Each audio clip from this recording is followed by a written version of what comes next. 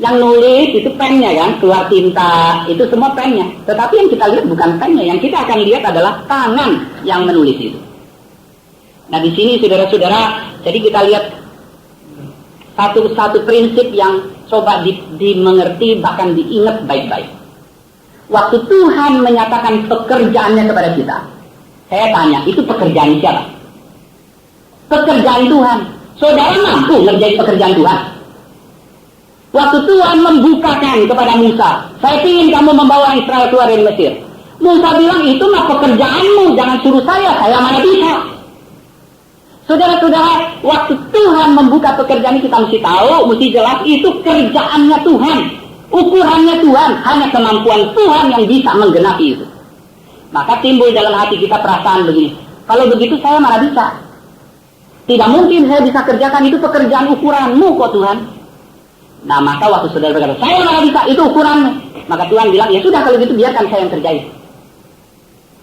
Disitulah saudara, maka akan kelihatan yang kerja kita, tapi yang kelihatan Tuhan. Saya ulang, yang kerja kita, tapi yang kelihatan Tuhan. Saya kasih 4 contoh. Coba lihat Musa. Musa memimpin orang Israel keluar dari Mesir.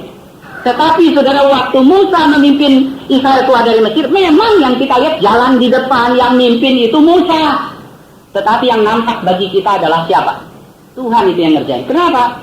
Mustahil Musa bisa bawa keluar orang Israel lawan tentaranya Firaun.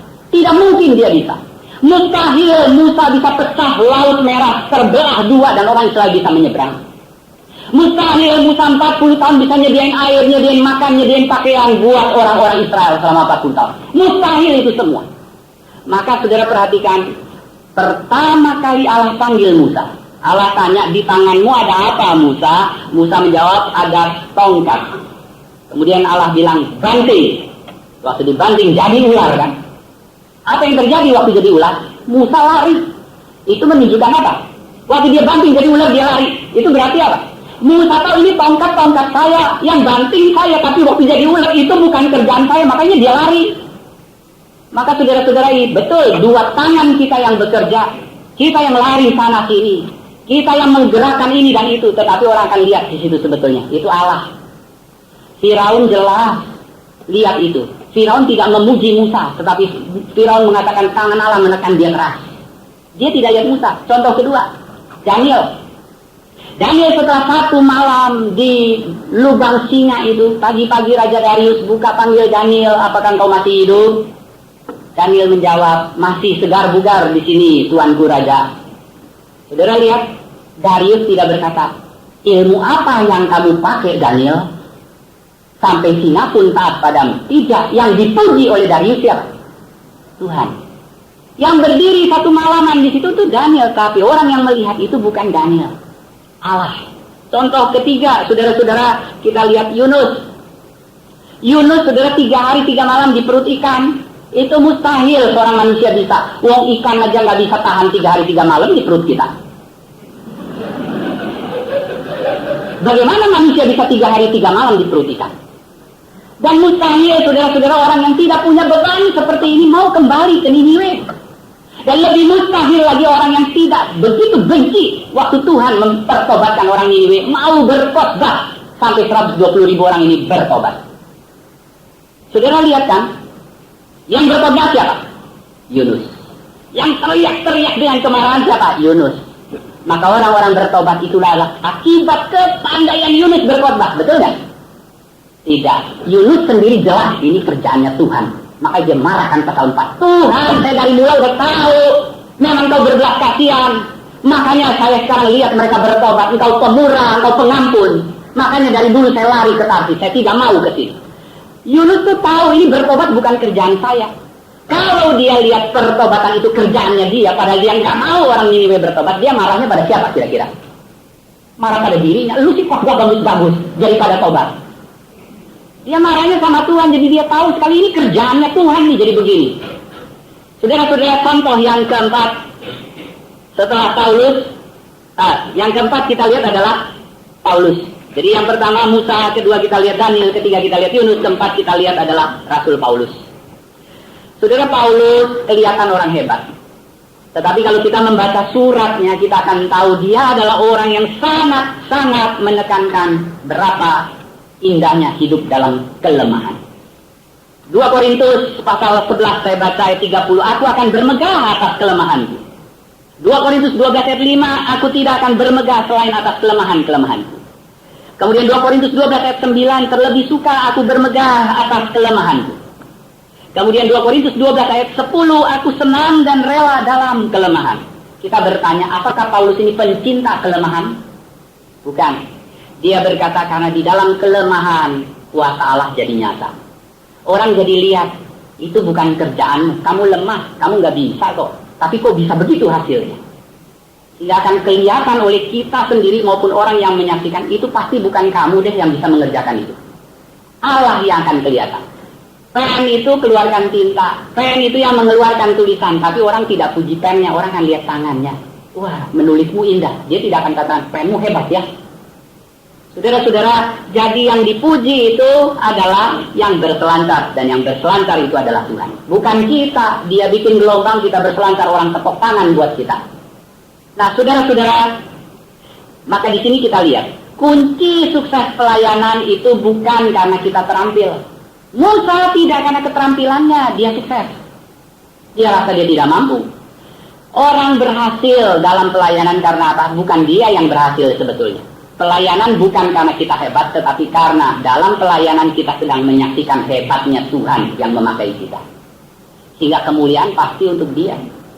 Saya ulang, pelayanan itu adalah menunjukkan bukan hebatnya kita, terampilnya kita. Tetapi orang akan lihat Allah yang pakai kita itu berapa hebat. Prestasi dia, kehebatan dan kuasanya dia. Itu yang harus orang lihat.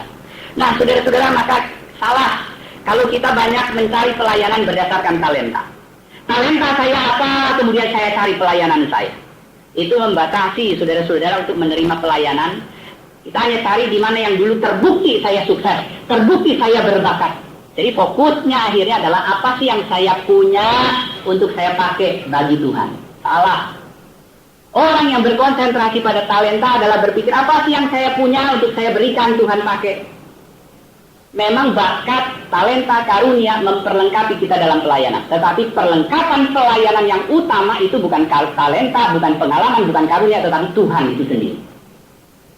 Dia menyertai, dia memakai, dan dia ingin kita tidak lain menjadi saluran kuasanya sendiri.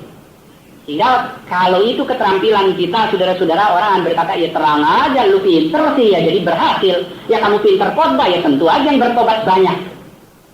Yang harus dipuji kalau begitu, ya kitanya. Kalau kemahiran kita yang memainkan ombak, yang mesti dipuji, ya kitanya. Maka disitulah saudara-saudara kita mesti mengerti, bukan kita yang besar, tetapi Allah itu yang besar.